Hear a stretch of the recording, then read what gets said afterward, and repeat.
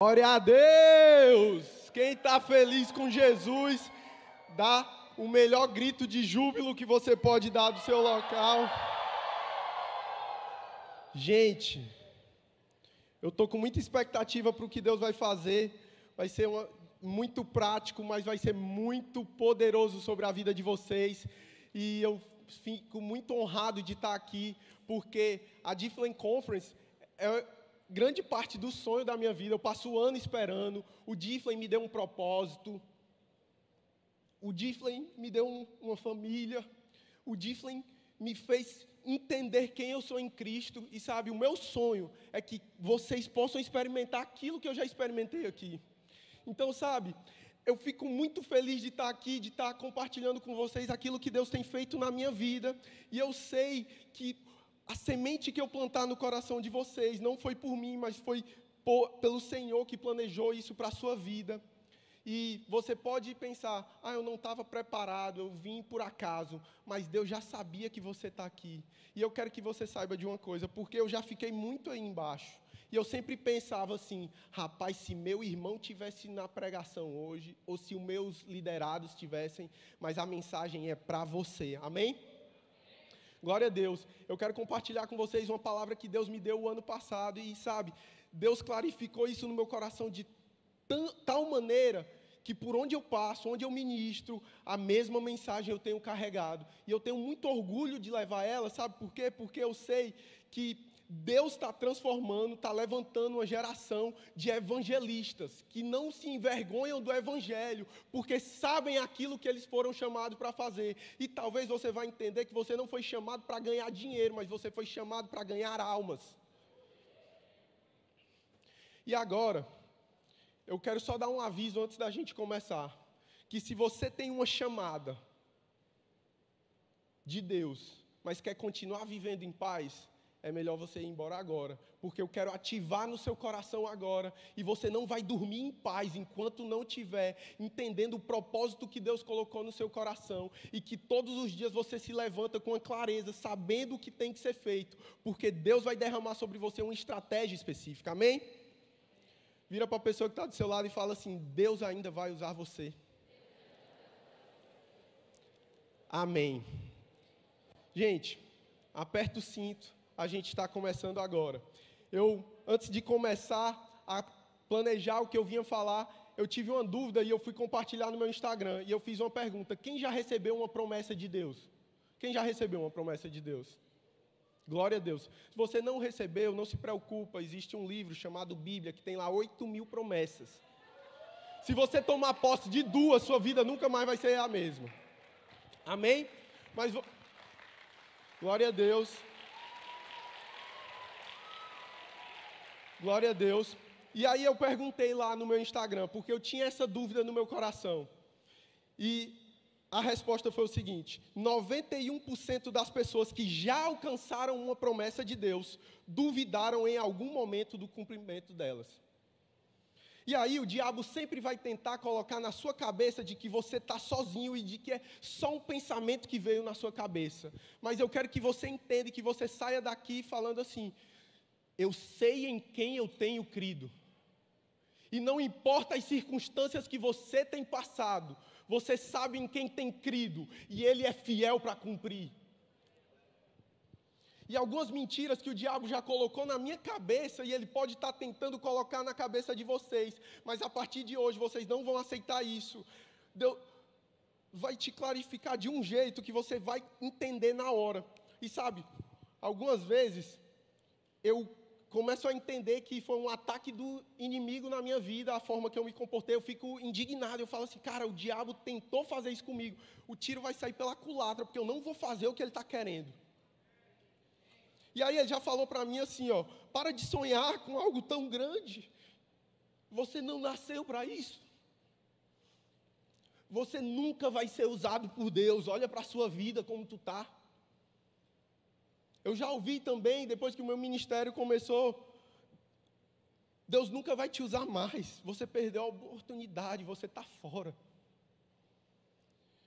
Eu já ouvi também, Mateus, isso de ser muito usado por Deus não é para você, fique satisfeito com o que você já tem.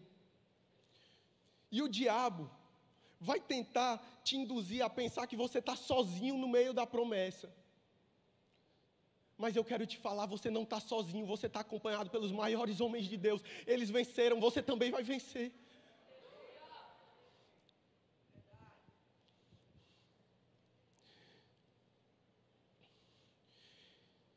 E eu quero compartilhar com vocês sobre 2 tipos de crente. Eu vou pregar para 2 tipos de pessoa.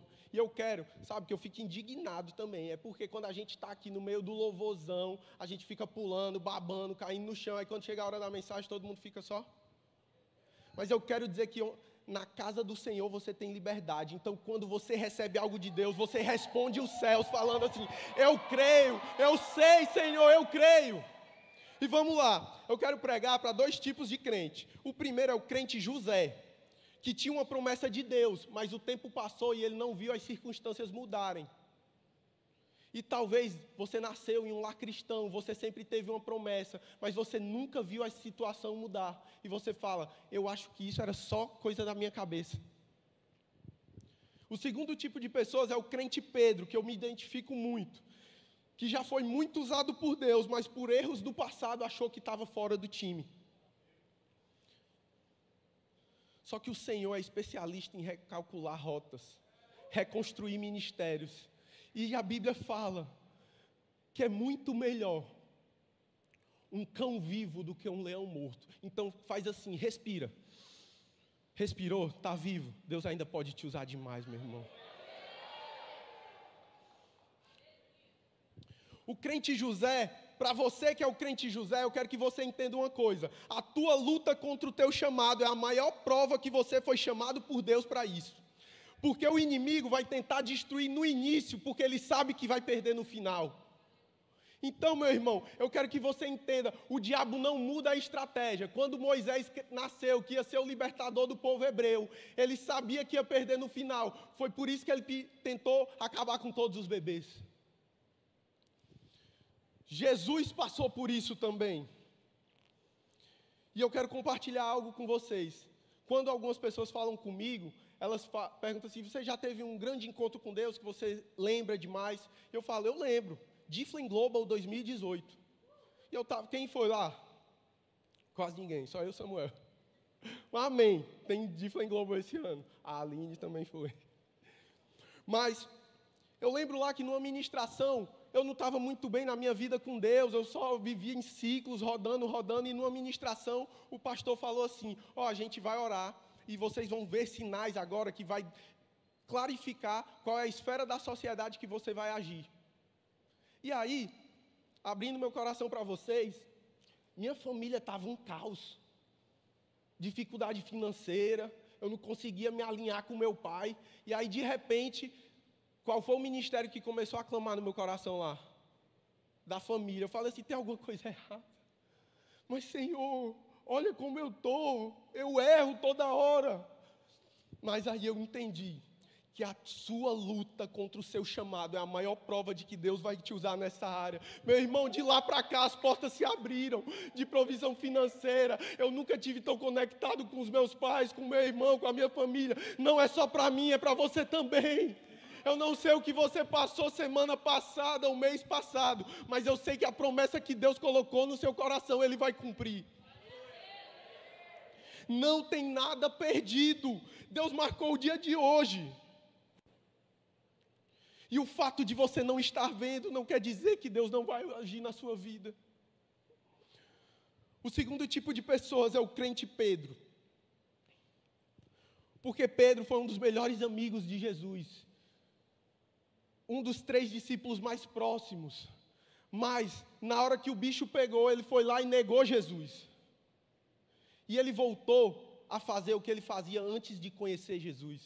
Isso significa, quando a gente volta para o que a gente faz antes de conhecer Jesus, a gente volta para o pecado. Só que eu te falei, Jesus é especialista em restaurar ministérios. De repente, ele pensou que o mestre dele tinha morrido e que ele não ia ser mais pescador de almas. De repente, 3 dias depois, Jesus ressuscita e fala para Maria Madalena assim: diga aos meus discípulos e a Pedro. Sabe por quê? Deus vai te buscar, porque Ele conta com você no time dele para expandir o reino de Deus. E aí, gente, é uma coincidência que eu acho muito engraçada. Porque Jesus restaura o ministério de Pedro em João 21. E aí depois Jesus sobe aos céus. E alguém precisava dos discípulos se posicionar e iniciar a igreja primitiva. O Espírito Santo veio sobre eles, alguém tinha que se levantar. Quem foi que se levantou para fazer a primeira pregação da igreja primitiva? Se a gente fosse fazer um bolão, talvez a gente falasse assim, vai ser João, que não negou Jesus, que era mais amigo dele. Só que as pessoas podem até julgar, só que Pedro sabia que ele tinha sido restaurado no ministério. Ele, cheio de poder e autoridade, ele se levanta e começa a pregar e 3.000 pessoas se convertem ao Senhor. E aí eu imagino Pedro fazendo a contagem das almas. 2.997, 2.998, 2.999, 3.000. Ele dá 2 passos para trás e fala assim, eu neguei Jesus 3 vezes. E 3.000 pessoas se converteram. Para cada vez que ele negou Jesus, 1.000 pessoas se converteram. Sabe o que foi que Pedro entendeu? Que não importa o que passou, importa que o Rei dos Reis passou na vida dele, restaurou o ministério. E onde abundou o pecado, superabundou a glória de Deus.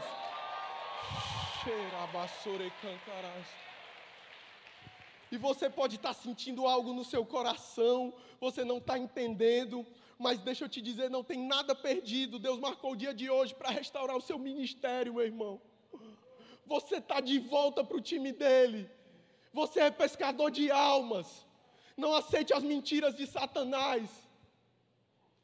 Tudo bem, Mateus, eu entendi, mas eu não entendo como pode isso acontecer. E desde que a gente aceita Jesus, a gente aprende 4 maneiras de ser usado por Deus. Só que as 3 primeiras que eu vou falar para vocês estão erradas. A última é que é a correta. Então, se você puder, quando você sair daqui, você alinha a sua maneira de ser usada por Deus. A primeira é que a gente pensa assim, Deus, depois eu. Deus precisa fazer alguma coisa, aí depois eu vou lá e me movimento em direção ao meu propósito. Está errado.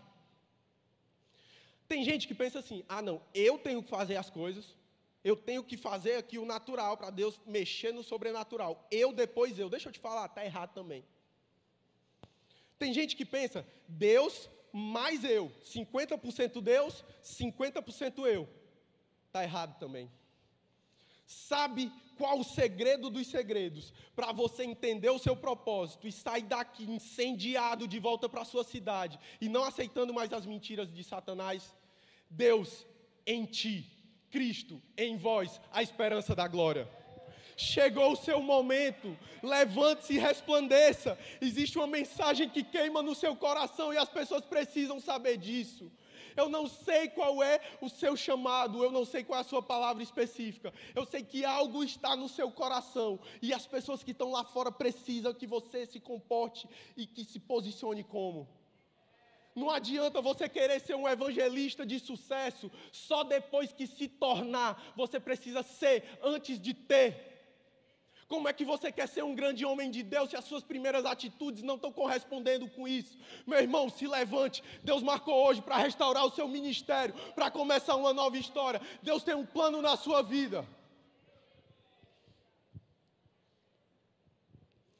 E eu quero que quando a gente saia daqui, a gente lembre que existe uma geração de remanescentes, de evangelistas, de profetas, de pastores, que não temem aquilo que o diabo pode fazer, que só estão de olho nas promessas do alto. Deus tem coisas grandes para você e para a sua família. O seu ministério vai ser ativado. E sabe, como uma flecha que primeiro o arqueiro tem que trazer para perto do seu coração, para depois ser lançada. Eu não sei o que Deus colocou no seu coração, mas eu sei que existe uma geração que precisa que você compartilhe isso. Comece na sua rua, no seu life, na sua família, mas não fique parado e veja as portas do céu se abrir sobre você. Talvez os céus fechados sobre a sua vida sejam um convite para o sobrenatural de Deus. Deus abençoe, amém, glória a Deus.